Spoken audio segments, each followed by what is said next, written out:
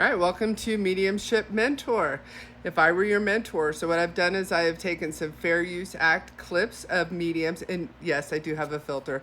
I don't look this good in person. I just like to be very clear about what's real and what isn't real, and I absolutely have a filter on. Not real. Okay, let's keep going. So within this space, within mediumship, within the spiritual niche, we have a lot of people who are not real mediums. They are not actually bringing through your loved ones. Now, I know skeptics would say none of us are, but I actually got into this, not sure if I believed in it, not sure. I wouldn't say that I got into it completely as a journalist because I actually got into it for a lot of different reasons. However, as a previous journalist, I have also been picking it apart in the way that journalists do since I got into it. The disclaimer is that this is educational, this is for entertainment purposes only, and the clips that I have used from people who have put them out publicly on social media are considered part of the Fair Use Act. So therefore, there is not a copyright infringement. I want to further be clear that I do not think I'm the best medium in the world. However, I do think that there are certain things that I can point out within people's mediumship readings that may make you better at discernment. It will educate you as to what an actual reading is, from my opinion, and what an actual reading is not. I'm not saying anyone is fake. I'm not saying anyone is real. I'm simply giving a critique / review / if I were your mentor piece of advice. So let's get going. All right, I don't know this person personally. I do know that he's been on TikTok for a little while and he does have a book. His name is Mayo. I don't know a whole lot about him, but I kind of like that part of this, is that the less I know about them, actually the more fair I think I could be. So let's watch a snippet from Mayo. Absolutely. There's the illness and the sense of shortness about it, or like the sense of suddenness. There's like this feeling of like we knew something was wrong, but then it was like so short. Like the time period of when she passes. Do I need to describe it to you, or? Just yes or no, if that kind of makes sense to you. Or, yes. Perfect. And then can you also understand too, let me just get a sense of her. Can you also understand as a friend as well? She was actually my sister. Okay. But we didn't grow up in the same household. Oh, interesting. Okay. So there was a little bit of this sort of different relationship, not necessarily like full-on sister-sister vibe. Correct. All right, so immediately I love that he is not a showy person. He is not, it's very simple. He's in a simple shirt. He's not showy. This is not performative. This is not overly performative as well. Now, she starts off with just a yes, no, and he even says, just give me yes, no, but then she gives more information. So immediately he should have kind of said, I don't want that information, right? However, I think that people get very comfortable within their mediumship, and I think it's starting to change a little bit in that sometimes people can give you a little bit more information, even though technically in a mediumship reading, you should be saying yes, no, or I don't know. Okay, that makes sense. And I'll take that. That's fine. Okay, I do think I'm with you, Karen, so I'm just going to work with her a bit. Can you understand why I'd be feeling this connection to the 90s, or like this 90s look with her? She was born in the 90s, and she also dressed like it sometimes too. And then can you also understand either little clips in the hair or something like that? She keeps bringing back to her hair, and I for some reason felt like I wanted to talk about multiple colors at times. Can you understand that? Yes. Because I just feel like that is something there. There is a feeling here too. Can you understand that there would have either been some sort of wide distance here between the two of you? And I think this is time difference. Can you understand that? Yes. It just feels like there's a age gap. Maybe that's what I'm trying to say. Can you see the big age gap between the two of you? Yep. And then can you also understand with her passing that this feels like a surprise in some way, like expected but unexpected? Does that make sense? Yes. Can you understand too with her that there would have been either some sort of difficulty or emotional things kind of happening with her? Can you understand that? Yes. Yep. Because it feels to me like, as I'm talking about this, there's a sense of maybe somewhat responsibility around some of this. Does it make sense? Yes. All right, so now we're getting into more of the yeses as we go. However, he did end up getting more information when he brought up the 90s, and she said she was born in the 90s. Now, a skeptic, and I do like to take this from both sides, is going to say that you can see from her avatar picture that she doesn't look 60, right? So if your sister was born in the 90s or grew up in the 90s, you know there's going to be an age gap. Now, I don't necessarily think that every medium, and I don't think this medium is doing it, I don't think we think that fast, to be quite honest. I know I don't. But if I'm being fair from a skeptical point of view, that's what I would say to this. I would say that you ended up with too much information and then your next hit is questionable. However, they do start getting into a rhythm, and he does start doing very much yeses and nos. Again, he's very underperformative. He's very, how would I say this? He doesn't have the bells and the whistles, and I like that, right? I like that he's not like shocked by the information that he's getting. Although I can honestly say sometimes the information that I get is shocking, and you do have a reaction to that. So I also don't think I'm not telling people not to have reactions to the information that they get. I'm just saying this is his style of reading. I feel also too, as I talk about her, there is this sort of, I don't know if this is clashing or if there's some sort of rub around with either my parents or with like a father figure. Does this make sense to you? Yeah. Yeah. I feel like that is the big thing that was sort of like she was running into. I just feel this frustration around that. Can you understand that? 100%. All right, when you start getting sitters that say they understand something 100%, that is considered a hit in evidential medium.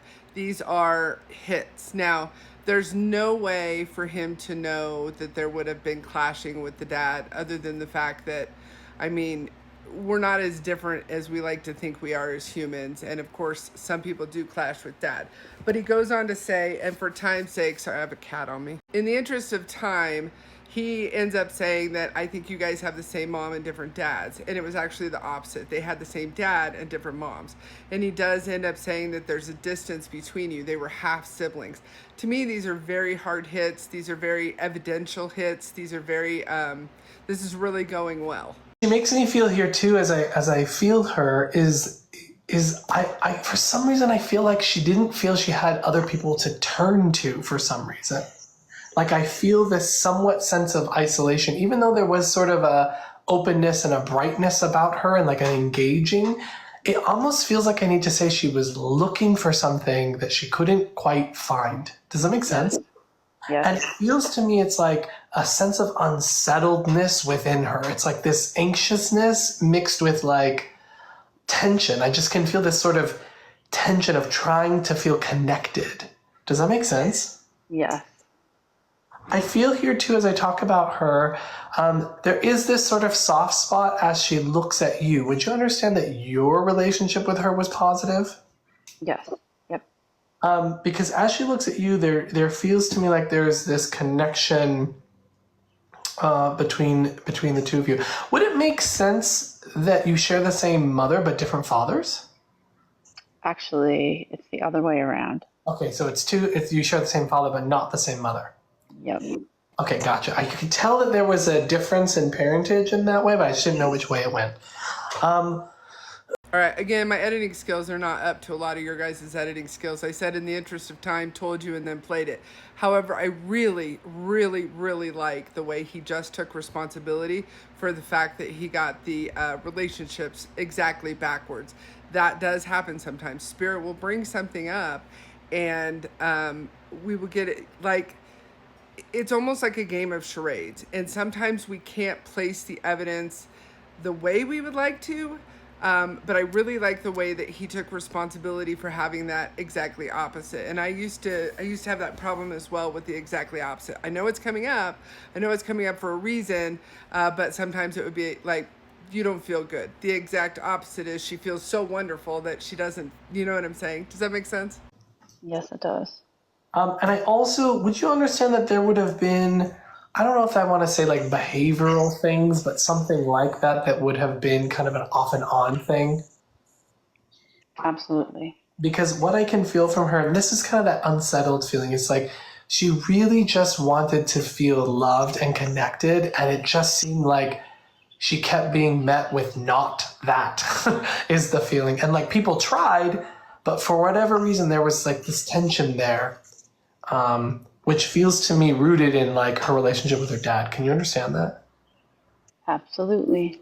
Okay, so if you're a student of mediumship, interested in mediumship, you've watched mediumship things, you will notice between the other critiques that I've done and this one, he is not asking her questions.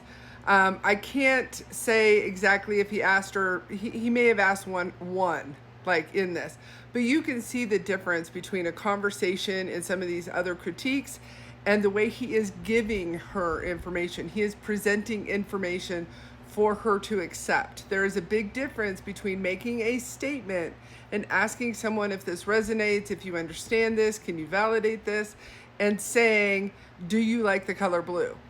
Do you like the color blue is a question.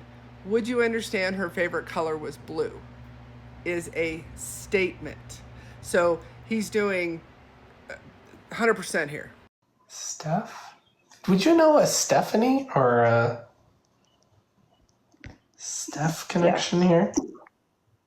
Yes. Okay, just you connected in there.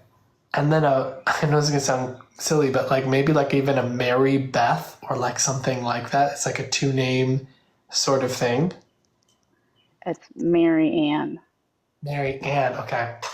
All right, full disclosure, this person doesn't know me either, so he isn't expecting this. He certainly doesn't need me as his mentor. He is killing this reading. However, since this is what I do, right, is that I act like a mentor and I get really picky with people that are so good. So he is so good. However, he starts bringing up names. He brings up the name Stephanie, and then he brings up a two-name thing. I think the way he did that is fine and excellent. I have absolutely no beef with bringing it up. What I do have beef with, and what you'll see in my other critiques, is why are you bringing it up? If Spirit doesn't have somewhere to take you with those names, why bring them up? He's already placed his evidence. He knows who he's talking to. She knows who he's talking to. She has accepted the evidence. We have been validating the evidence. So names to me are just filler. They're just extra. And he doesn't end up going anywhere with them. In my opinion, as soon as he brought up the name Stephanie, there was a reason for it. And if he had followed that small train of thought, he probably would have gotten to that reason for it. However, he didn't follow the train of thought. He went into another name, and he didn't follow the train of thought with that name either. So just getting names all by themselves, to me, is kind of filler and wasted time. That's just my opinion. I wish I had more context for the names for you, but like that's just what's being thrown at me. Perfect segue. He ends up understanding that Spirit brings in names for reasons. So in this instance, he kind of says, I wish I had more context for this. Now, had he followed it, he may have. We're also on a live. These are mini readings. These are not extended readings where you're on Zoom for an hour, half an hour, 45 minutes, etc. So I fully get that vibe, right? Sometimes on a live, things are a little bit different than they are in private on a Zoom. It may have just been more evidence for her, or it just may have been more evidence, period. But I like the way he takes responsibility for that. I should have more context for these names, and I don't. Something that I really feel she wants to get across is like, thank you for all you tried to do. Because it feels like you were in her corner as much as possible, despite the fact that like she would still go off and do these things. And I feel at times you kind of had to let her ride it out on her own. Can you understand that? Yes, exactly. All right, so as I do more of these, the better I will get at these as well. That was part of the message to her. One of the things that I'm very critical of with most mediums or people that claim to be mediums is they aren't giving messages. The message is almost the whole reason to get a mediumship reading. We can validate, and without a message, without answering questions, without closure and healing, what is the point in a mediumship reading? So he give it here the thank you, thank you, thank you. He also gives it a little bit later. The point being, he gives messages. Now, some people read the whole dang thing as nothing but one big message. However, he very much validated all of this. Normally, I would say thank you, thank you, thank you is a little bit vague for a message, but he had validated so much already up to this point that I absolutely accept that as a valid message. Let me explain why. A lot of these people don't give messages at all, let alone a message should be evidential, it should be timely, and it should be specific. So it should be timely to your life right now, right? So her saying thank you, this is her sister who has passed over. She is the sitter. The sister is acknowledging everything that she tried to do for her. That is a very healing message for somebody who is still grieving someone. And it's literally the point of a mediumship reading. So I think this was an amazing reading. I think he did a great job. I had maybe one or two nitpicky things that I would have brought up to him if I were your mentor. However, I think that this is a solid, I want to go 7.5 out of 10, because I think there's a couple of different things that maybe could have improved this reading. Let's go 8. We're going to go 8. We're going to go 8 out of 10. I don't know that anyone will ever get to 10, but we'll see. If you have someone that you would like to see me critique or review, please send that to me either private messages, or you can find my website and my email and just send me a snippet of their work. It's going to be very difficult. I'm not going to be able to do Teresa Caputo, for example, and the reason being is that she's already so heavily edited. She doesn't go live that I'm aware of on TikTok or other social media. Another thing I wanted to bring up is that and I'll bring this up in a couple of other critiques. I'm thinking of someone very specific. I'm going to do Jonathan Lewis in one of my future critiques. And I do think that one of the reasons that they don't let people pay for readings in the comments is because then they would have to take people they don't know. Stay tuned for that little cliffhanger there. All right, thanks for being here.